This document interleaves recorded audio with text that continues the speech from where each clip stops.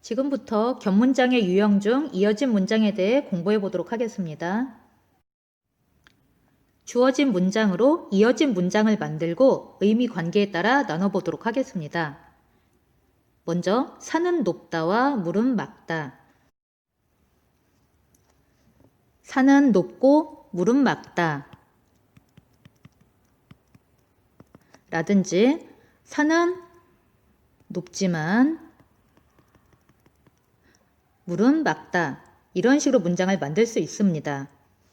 두 번째, 비가 왔다. 우리는 소풍을 연기했다. 만들어 보면 비가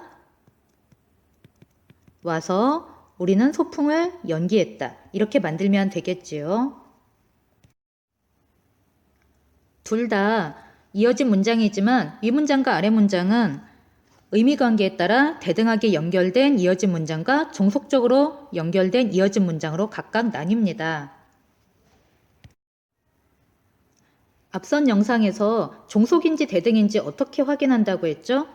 네, 문장의 앞뒤 위치를 바꿔서 말을 만들어서 말이 되면 대등이고 말이 안 되면 종속으로 알고 있는 게 가장 쉽습니다.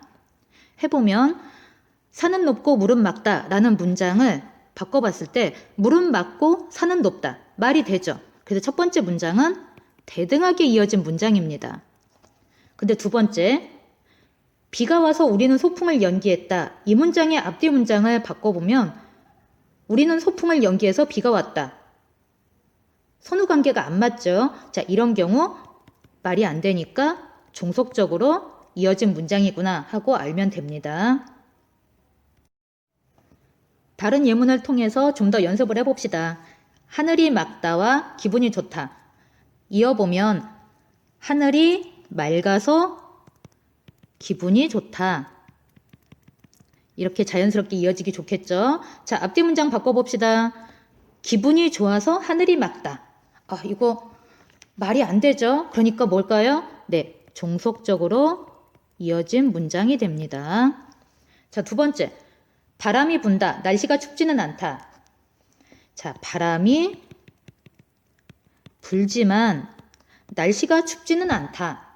앞뒤 문장 바꿔볼까요? 날씨가 춥지는 않지만 바람이 분다. 말이 되죠? 자, 이거 대등하게 이어진 것입니다. 세 번째, 문장을 이어보면 귀가 시를 썼고 남준이가 그림을 그렸다. 이렇게 되겠죠. 자, 앞뒤 문장 바꿔볼까요? 남준이가 그림을 그렸고 귀가 시를 썼다. 말이 되죠? 네, 대등하게 이어진 문장입니다. 네 번째 문장을 이어보면 휴가가 공부를 하러 휴가가 도서관에 간다. 이렇게 되겠지요. 자, 일단 여기에서 휴가가 주어가 두 번 나오네요. 자, 같은 주어가 두 번 나오니까 뒤에 거는 날려버릴 거예요. 그래서 휴가가 공부를 하러 도서관에 간다. 이렇게 될 거예요. 자, 앞뒤 문장 바꿔볼까요? 휴가가 도서관에 가러 공부를 한다? 도서관에 가려고 공부를 한다? 조금 이상하죠? 무엇을 목적으로 하는지 원래 문장과 달라졌죠. 자, 이렇게 뜻이 달라졌으니까 이것은 종속적으로 이어진 경우가 됩니다. 다음으로 아는 문장을 살펴봅시다. 여러 예문을 통해 아는 문장을 만들고 종류를 구분해 봅시다. 나는 무엇을 바란다. 두 친구가 화해하다. 자, 나는 무엇을 바란다가 아는 문장, 겉에 안고 있는 문장이 될 거예요. 두 친구가 화해하다는 무엇을 대체하는 안긴 문장. 한마디로 뭐라고 했었죠? 안긴 문장을? 네, 절이라고 한다고 했죠. 절로 쓰일 거예요. 그래서 문장을 만들면 나는 두 친구가 화해하기를 바란다. 자, 이렇게 되겠죠. 문장의 끝이 뭐뭐하기로 끝나서 아는 문장에서 무엇을 목적어에 해당하는 역할을 하고 있으니까 이것은 명사절을 아는 문장이 됩니다. 밑에 예문 보면 그것은 어떤 책이다. 내가 책을 읽었다. 자, 아는 문장을 만들어 보도록 합시다. 겉에 안고 있는 문장은 위의 문장이고요. 밑에 있는 빨간 문장이 역시나 안긴 문장으로 절로 들어갈 거예요. 그것은 내가 읽은 책이다. 자, 이런 문장이 됩니다. 자, 그런데 이때 한번 먼저 문장을 보세요. 내가 책을 읽었다. 책을이란 말이 있죠. 그런데 내가 읽은 보니까 책을이란 말이 빠져 있어요. 자, 원래는 그것은 내가 책을 읽은 책이다. 이렇게 돼야 되겠죠. 하지만 한 문장에서 같은 것을 지칭하는 책이라는 말이 두 번이 쓰였어요. 그러니까 앞에 있는 말을 생략해서 불필요한 걸 없애준 거예요. 자, 뒤에 있는 책이라는 말을 한 문장이 꾸미고 있네요. 자, 이런 경우 뭐가 될까요? 예, 관형절을 아는 문장이 됩니다. 다음 예문 살펴보면 지민이는 어떠하다, 마음씨가 착하다. 마음씨가 착하다라는 문장이 통으로 어떠하다, 서술어 역할을 해야지 돼요. 그래서 문장 합치면 그대로 지민이는 마음씨가 착하다. 자, 이렇게 서술어 역할을 통째로 하고 있죠. 자, 이럴 경우에 자, 마음씨가 착하다라는 절은 이제 무슨 절이 되는 건가요? 네, 서술절이 됩니다. 해당 문장은 서술절을 아는 문장이 되는 거죠. 그럼 밑에 거 봅시다. 가랑비가 어떻게 내린다. 소리도 없다. 소리도 없다라는 문장이 아는 문장에서 어떻게 내리긴 내리는데 어떻게 내린다. 자, 뒤에 서술을 꾸며주는 부사어 역할을 해야지 돼요.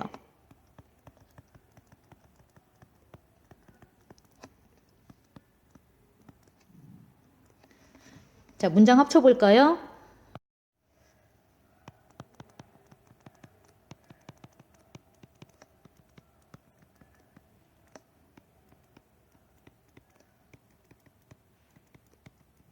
자, 가랑비가 소리도 없이 내린다. 이렇게 되죠. 자, 소리도 없이 내린다. 부사어 역할하고 있네요. 그러니까 어떤 문장인가요? 부사절을 아는 문장이 됩니다. 다음 예문 봅시다. 선생님께서 나에게 무엇이라고 말씀하셨다. 자, 아는 문장. 자, 여기에 안길 절은 아주 잘했다 라는 문장이에요. 자, 근데 이 문장이 안기는데 가만히 보니까 이거 간접인용이네요. 자, 그래서 문장을 만들면 어떻게 되나요? 선생님께서 나에게 아주 잘 했다고 말씀하셨다. 자, 이런 식이 되겠죠. 다른 사람의 말을 인용했으니까 무슨 절이 되나요? 예, 인용절을 아는 문장이 됩니다. 주어진 문장을 이용해서 해당하는 아는 문장을 만들어 보도록 합시다. 자, 먼저 명사절을 아는 문장. 자, 명사절을 만들려면 보통 절의 끝이 어떻게 끝나죠? 네, 뭐뭐, 음이나 뭐뭐, 기로 끝나요. 이런 명사형 어미를 써줍니다. 그러니까 밑에 있는 예문, 우리는 알고 있다. 윤기가 잠이 많다. 윤기가 잠이 많다라는 말을 절로 만들 때 윤기가 잠이 많음으로 바꿔줄 거예요. 그래서 문장은 우리는 윤기가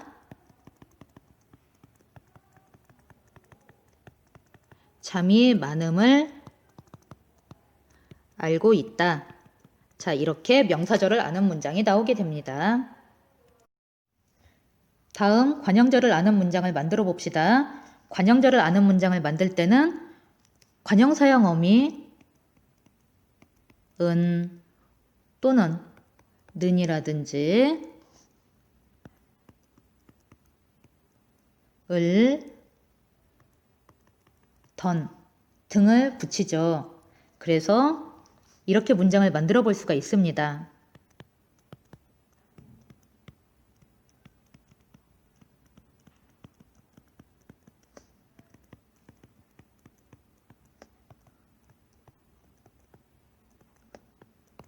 RM이 돌아왔다는 소문이 동네에 퍼졌다. 자, RM이 돌아왔다는 요 말이 뒤에 있는 소문을 꾸미죠. 이런 식으로 관형절을 아는 문장을 만들어 봤습니다. 다음 부사절을 아는 문장을 만들어 봅시다. 자, 부사절을 만들 때는 부사형 어미 개 또는 도록, 아서와 같은 말들을 붙이죠. 그래서 이렇게 만들어 볼 수가 있겠죠.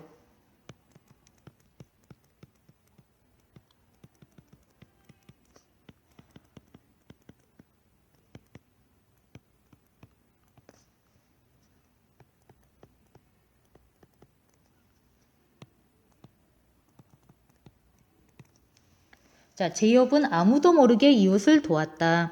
자, 이웃을 돕긴 도왔는데 어떻게 도왔어요? 아무도 모르게 도왔어요. 자, 부서 역할을 하고 있죠. 자, 이런 식으로 부사절을 아는 문장을 만들어 봤습니다. 다음 서술절을 아는 문장을 만들어 봅시다. 자, 어떠하다 부분에 앞발이 짧다라는 말이 통째로 들어가면 되죠.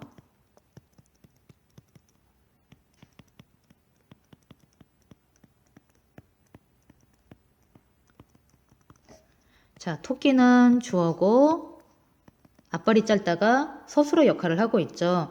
자, 앞발이 짧다라는 요 문장이 통째로 서술어 역할을 하고 있는 이런 서술절을 만들어 봤습니다. 다음 인용절을 아는 문장을 만들어 봅시다. 자, 인용절을 만드는데 인용의 방법이 두 가지가 있었어요. 직접 인용과 간접 인용.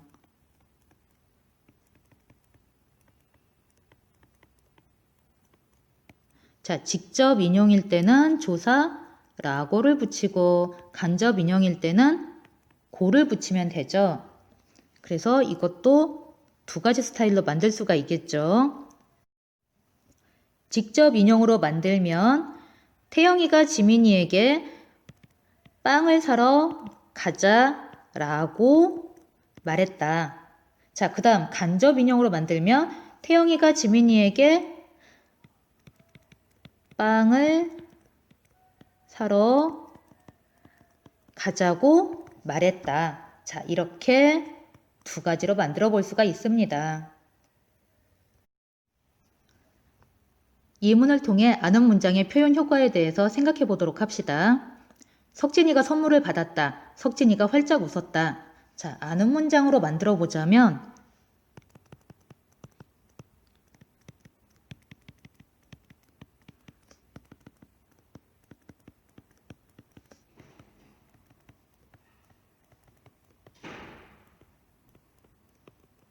선물을 받은 석진이가 활짝 웃었다. 자, 이렇게 만들 수도 있고 또 하나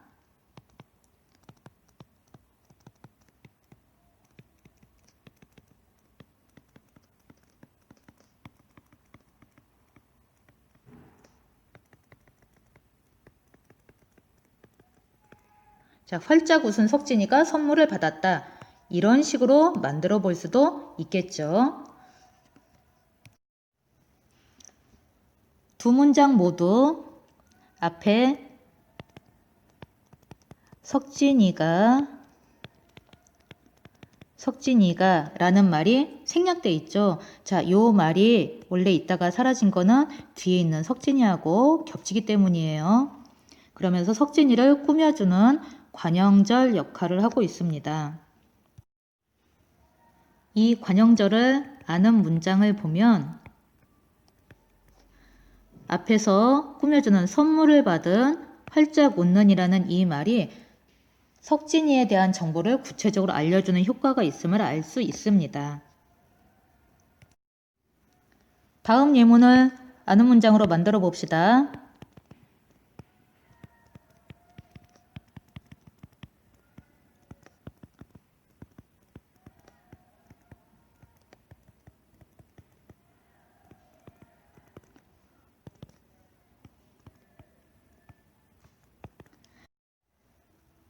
정국이가 발에 땀이 나게 뛰었다. 정국이가 발에 땀이 나도록 뛰었다. 발에 땀이 나게, 발에 땀이 나도록 이라는 부사절이 뛰었다를 꾸며주어 어떻게 뛰었는지를 구체적으로 알려주는 효과가 있습니다. 자, 4번 속담의 문장의 짜임에 따라 나눠보도록 합시다. 동그라미 1번 개천에서 용 난다. 개천에서 용이 난다는 문장이죠. 자, 이런 거 할 때는 일단 제일 문장의 끝에 있는 서술어부터 찾고 그에 대응하는 주어를 찾으라고 했어요.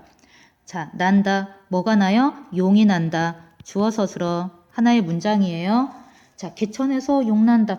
나머지에 주어 서술어가 될 만한 게 보이나요? 전혀 없죠. 주어 서술어가 한 번 나왔으니까 이것은 혼문장이네요. 자, 그 다음 3번 먼저 풀어봅니다. 까마귀 날자 배 떨어진다. 우리말 조사는 자주 생략되는 경향이 있어요. 까마귀가 날자 배가 떨어진다. 이런 말이죠. 자, 떨어진다 서술어 대응하는 주어는 배가 떨어진다.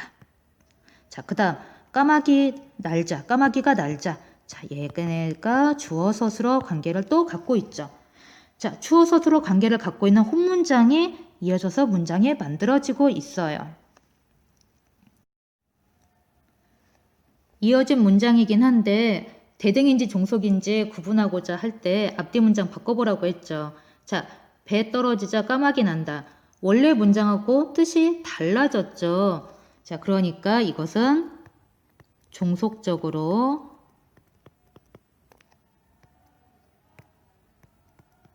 이어진 문장이 됩니다. 자, 이어서 두 번째 예문 보도록 합니다. 굳은 땅에 물이 괜다. 괜다, 서술어 물이 괜다. 주어 서술어 이렇게 됐어요. 땅에 물이 괜다. 자, 그런데 땅은 땅인데 무슨 땅이냐 하면 굳은 땅이에요. 자, 그러니까 요거를 다시 살펴보자면 이거는 땅이 굳다라는 문장과 땅에 물이 갠다라는 문장이 합쳐져서 만들어진 아는 문장이에요. 자, 땅이 굳은 땅에 물이 갠다. 땅이 두 번 나오니까 앞에 있는 건 생략이 돼버린 거예요. 자, 땅을 꾸며주는 앞에 있는 이 문장 관형절 역할을 하는 거죠. 관형절을 아는 문장이 되겠습니다. 4번 문장 봅시다. 원숭이도 나무에서 떨어진다. 떨어진다. 서술어. 원숭이도 주어 서술어 관계가 지금 한 번밖에 안 나오네요. 네, 혼문장입니다.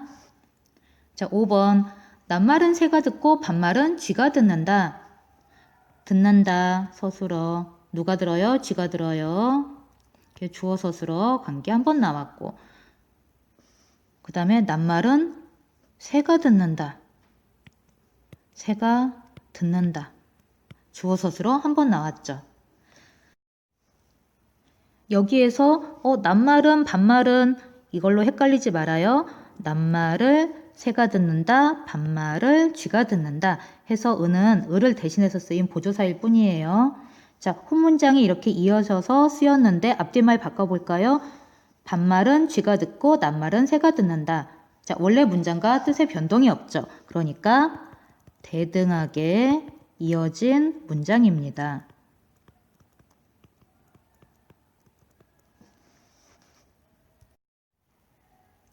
6번 봅시다. 가랑잎이 솔잎더러 바스락거린다고 한다. 자, 한다. 서술어. 자, 가랑잎이 주어 솔잎더러 솔잎에게 바스럭거린다고 한다. 자, 바스락거린다. 자, 요거는 가랑잎이 솔잎에게 한 말이죠. 그러니까 너 바스락거린다 이런 말을 갖다 인용한 거예요. 자, 간접 인용이 됐네요. 인용절을 아는 문장입니다.